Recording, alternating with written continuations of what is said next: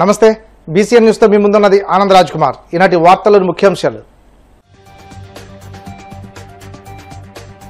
జిల్లా కలెక్టరేట్ను భీమవరంలోనే నిర్మించాలి. Deputy speaker triple-are PAC chairman Ramanjaneyulu మాటలు ప్రజల్ని తప్పుదోవ పట్టించేలా ఉన్నాయి. శాసనమండలి చైర్మన్ మోషన్ రాజు. రేపు విశాఖకు సీఎం చంద్రబాబు రాక పర్యటన వివరాలు వెల్లడించిన టీడీపీ రాష్ట్ర అధ్యక్షుడు గాజువాక ఎమ్మెల్యే పల్లా శ్రీనివాస్.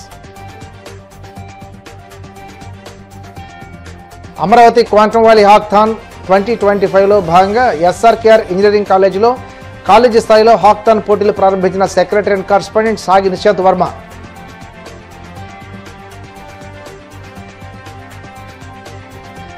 తిరుమల శ్రీవారిని దర్శించుకున్న మహారాష్ట్ర గవర్నర్, ఎన్డీఏ ఉపరాష్ట్రపతి అభ్యర్థి సిపి రాధాకృష్ణన్ ఆలయ మర్యాదలతో స్వాగతం పలికిన అధికారులు. పశ్చిమ గోదావరి జిల్లా కలెక్టరేట్ను భీమవరంలోనే నిర్మించాలని డిప్యూటీ స్పీకర్ రఘురామకృష్ణరాజు కాంట్రవర్సీ చేయవద్దని deputy speaker triple R PAC chairman Ramanjaneyulu మాటలు ప్రజల్ని తప్పుదోవలు పట్టించేలా ఉన్నాయని ఆంధ్రప్రదేశ్ శాసనమండలి చైర్మన్ కొయ్య మోషన్ రాజు అన్నారు. గురువారం భీమవరంలోని తన క్యాంప్ కార్యాలయంలో మీడియా సమావేశంలో మాట్లాడారు. రఘురామకృష్ణరాజు బుధవారం నిర్వహించిన మీడియా సమావేశంలో చేసిన వ్యాఖ్యలను ఖండించారు. కలెక్టరేట్ను ఉండిలో నిర్మించాలని మిమ్మల్ని ఎవరు కోరారని, భీమవరంలో స్థలాలు లేవనడం సత్యదూరమని, గత ప్రభుత్వం కేటాయించిన మార్కెట్ యార్డు స్థలం సిద్ధంగా ఉందన్నారు. నిధులు విడుదల చేసి టెండర్లు పిలిచారని, నిధులు ఏమయ్యాయని ప్రశ్నించారు. ప్రభుత్వం సేకరించిన 72 ఎకరాలు ప్రస్తుత కలెక్టరేట్ సమీపంలో 10 ఎకరాలు ఎండోమెంట్స్ భూమి, తహసీల్దార్ కార్యాలయం 6 ఎకరాలు భూములు సిద్ధంగా ఉన్నాయన్నారు. డబ్బు పలుకుబడి ఉందని భీమవరం నుండి కలెక్టరేట్ తీసుకుపోతామంటే కుదరదన్నారు. భీమవరంలో కలెక్టరేట్ నిర్మాణానికి మీ దాతృత్వం చూపండి రఘురామకృష్ణరాజును ఉద్దేశించి అన్నారు. గత ప్రభుత్వంలో కలెక్టరేట్ నిర్మాణానికి ఇచ్చిన జీవో 124 రద్దు కాలేదని, 20 ఎకరాలలో కలెక్టరేట్ నిర్మిస్తానంటూ పీఏసీ చైర్మన్ కాలయాపన చేయడం సరికాదన్నారు. ఇరిగేషన్ స్థలంలో కట్టాలంటే సుప్రీంకోర్టు అనుమతి తీసుకుని కేబినెట్ తీర్మానం చేయాలని అన్నారు. నిబంధనలు పాటించకుండా పెదమరం ఇరిగేషన్ స్థలంలో కలెక్టరేట్ నిర్మాణం అసాధ్యం అన్నారు. భీమవరం ప్రజలు ఆత్మగౌరవాన్ని deputy speaker triple R PAC chairman Ramanjaneyulu గౌరవించాలన్నారు. ఈ యొక్క కలెక్టరేటు తరలింపు విషయం మీద గత కొద్ది రోజులుగా ప్రజల్లో ఆందోళన రావటం, దాన్ని ప్రజల దృష్టికి తీసుకెళ్ళటం, దానిపైన నిన్న మొన్న గౌరవ ఉపసభాపతి గారైనటువంటి రఘురామకృష్ణరాజు గారు, భీమవరం శాసనసభ్యులైనటువంటి రామాంజనేయులు గారు కూడా కొన్ని విషయాలు మాట్లాడటం జరిగింది.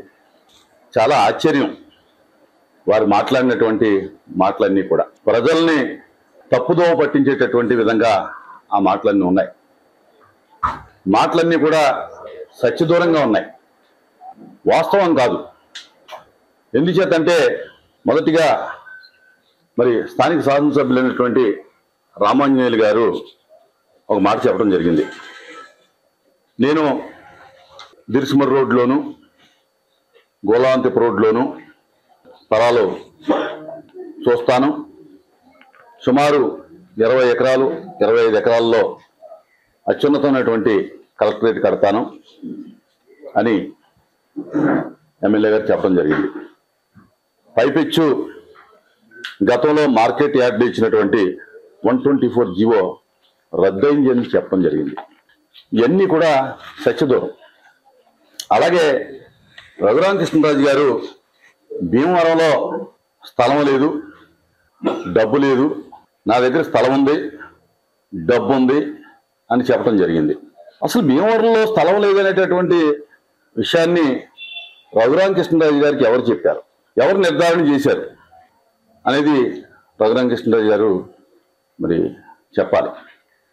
జీవో నెంబర్ 124లో 20 ఎకరాలు గునుపూడి రెవెన్యూ పరిధిలో ఉన్నటువంటి 20 ఎకరాలని ప్రభుత్వం ఈ యొక్క కలెక్టరేట్కి దఖలుపరిచినప్పుడు ఆ జీవో ఇంకా కూడా ఫోర్స్లో ఉంది.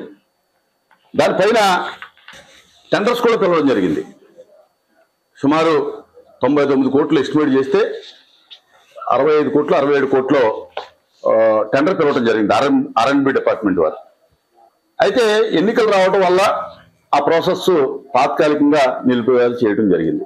భీమవరం మార్కెట్ యార్డ్ స్థలాన్ని 20 ఎకరాలు గవర్నమెంట్ కలెక్టరేట్కి దఖలుపరిచినప్పుడు ఆ జీవో ఇంకా ఫోర్స్లో ఉండగా వేరే స్థలం గురించి ఎందుకు నెతికారు?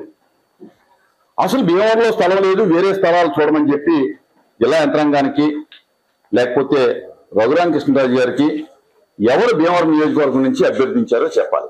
ఆయన ఏదైతే పెదమెరవలో 465/1 నా దగ్గర స్థలం ఉందని చెప్తా ఉన్నారో అది పూర్తిగా అరంగల్ ప్రకారంగా పోరంబోకు నీటిపారుదల కింద ఉన్నటువంటి కాలువ భూమి అని క్లియర్గా ఉంది.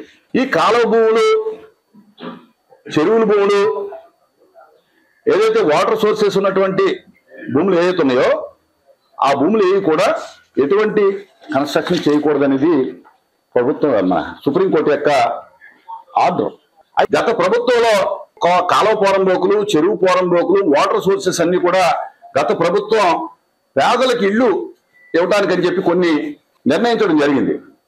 దాని మీద ఖచ్చితంగా కొంతమంది కోర్టుకి వెళ్ళటం, దానికి ప్రభుత్వానికి అడ్డంకి రావటం, ఆ యొక్క ఎక్వేషన్ కానీ లేకపోతే ఆ పేదలకు ఇచ్చేటటువంటి ఇళ్ల స్థలాలు చాలా చోట్ల నిలిచిపోవడానికి కారణం ఈ వాటర్ సోర్సెస్, వాటర్ బాడీస్ అని చెప్పి నేను చెప్తాను. అలాంటి స్థలంలో రఘురామకృష్ణరాజు గారు నా దగ్గర స్థలం ఉందని చెప్తా ఉన్నారు. అసలు రఘురామకృష్ణరాజు గారిని నేను సూటిగా ఒక మాట అడగదలుచుకున్నాను. అసలు భీమవరం హెడ్ క్వార్టర్ పెట్టి జిల్లాని, పశ్చిమ గోదావరి జిల్లాని ఏర్పాటు చేస్తే మీకు ఉండి నియోజకవర్గానికి ఏం సంబంధం? ఉండి నియోజకవర్గంలో తీసుకెళ్లాలనేటువంటి ఆలోచన మీకు ఎందుకు వచ్చింది? ఎవరు అడిగారు? భీమవరం ఎమ్మెల్యే అడిగారా? లేకపోతే భీమవరం ప్రజలు అడిగారా? మాకు భీమవరంలో స్థలం లేదు, మీరు చూసి పెట్టండి మహాప్రభు అని చెప్పి మిమ్మల్ని ఎవరైనా అడిగారా? అంటే డబ్బు ఉంది నా దగ్గర అంటారు. అంటే డబ్బుంటే రేపు MR office, treasury office, municipal office, Bhimavaram టౌన్లో ఉన్నటువంటి అన్ని ప్రభుత్వ కార్యాలయాలు P4 కింద మీ దగ్గర డబ్బు ఉంది కాబట్టి తీసుకెళ్లి ఉండి నియోజకవర్గంలో పెడతారా? ఇది భీమవరానికి ఉపయోగపడేటటువంటి విషయమా? భీమవరాన్ని అభివృద్ధి చేసేటటువంటి విషయమా? భీమవరం ప్రతిష్టని దిగదార్చేటటువంటి విషయం అని చెప్పి నేను అడుగుతా ఉన్నాను. ఎందుకు మీరు పట్టుదలకి వెళ్తున్నారో పెద్దలు చెప్పాలి. దయచేసి భీమవరంలో స్థలాలు ఉన్నాయి. మార్కెట్ యార్డు గవర్నమెంట్ ఇచ్చినటువంటి 20 ఎకరాలు ఉంది. అలా అనుకుంటే కనుక ఒకవేళ అక్కడ ఏదైనా ఆటంకం వస్తే కనుక రైతుల నుంచి కానీ లేకపోతే మార్కెట్ యార్డు ఆటంకం వస్తే కనుక గవర్నమెంట్ ఎక్విజిషన్ చేసినటువంటి 72 ఎకరాల్లో సుమారు 30-40 ఎకరాలు ఇంకా ఖాళీగా ఉంది. దాంట్లో మార్కెట్ యార్డు పెట్టి రైతులకు ఇబ్బంది లేకుండా ఉన్నటువంటి మార్కెట్ యార్డులో ఈ యొక్క నిర్మాణం చేయొచ్చు. లేకపోతే ఒకవేళ అది కాకపోతే కనుక ప్రస్తుతం ఉన్నటువంటి తాలూకా ఆఫీస్ కాంపౌండ్ సుమారు 6 ఎకరాలు ఉంది. భీమవరం నడిబొడ్డులో ఉంది. 3 రోడ్లకి సుమారు 4 రోడ్లు, అటు కాలువగట్టు, ఇటు కోర్టు రోడ్డు, ఇటు తాలూకా ఆఫీస్ రోడ్డు, ఇటు టౌన్ హాల్ రోడ్డు, 4 రోడ్ల మధ్యలో సుమారు 6-6.5 ఎకరాల భూమి క్లియర్గా ఉంది. మీకు 3.5 ఎకరాలే సరిపోయినప్పుడు టౌన్లో ఉన్నటువంటి 6.5 ఎకరాలు సరిపోదా? మీరు ఏదైతే ఇంటిగ్రేటెడ్ కలెక్టరేట్ కడదాం అనుకుంటున్నారో మీరు నేను లెక్కలు చెప్పారు. 1 ఎకరం వస్తే కనుక 4,500 చదరపు అడుగులు వస్తుంది. దాంట్లో 30% వాడుకుంటాం, 70% వదిలేస్తామని చెప్పి అదే ఫార్ములా ఎక్కడ వాడుకుంటారు? 6 ఎకరాలు టౌన్లో ఉన్నది ఎక్కువ, పెదమెరవలో ఉన్నది ఎక్కువ. ఇప్పుడు అదే కాకుండా 73 ఎకరాలు అక్కడ ఉంది. అలాగే ఆశ్రమంలో ఎండోమెంట్స్ కి సంబంధించినటువంటి భూమి ఇప్పుడు కలెక్టరేట్ ఏదైతే ఉందో దాని పక్కనే 10 ఎకరాల భూమి ఉంది. ఒకవేళ ఎండోమెంట్స్ భూమికి ఏమైతే నారమ్స్ ఉంటాయో ఒకవేళ ప్రభుత్వం దాన్ని సవరించి లేకపోతే ఆ యొక్క రూల్స్ ని సరి చేసుకుని ఎండోమెంట్స్ కి ఆల్టర్నేటివ్ ఇవ్వటమా లేకపోతే దాన్ని యాక్షన్ పెట్టి ప్రభుత్వం దాన్ని తీసుకోవటమా అది కూడా చేయొచ్చు. ఇన్ని స్థలాలు ఉంటే అసలు భీమవరం స్థలంలో లేదు కనుక నేనేదో భీమవరం ప్రజలకు దయతలిసి నేను ఆ ఊర్లో పెదమెరలో ఇస్తున్నానని చెప్తా ఉన్నారు. నిన్నంతా మాట చెప్పారు రఘురామకృష్ణరాజు గారు. ఈ యొక్క సర్వే నెంబర్ని నేను కావాలంటే కలిపేస్తానని చెప్పి ఎవరు అడిగారు మిమ్మల్ని కలపమని? మాకు ఎందుకు?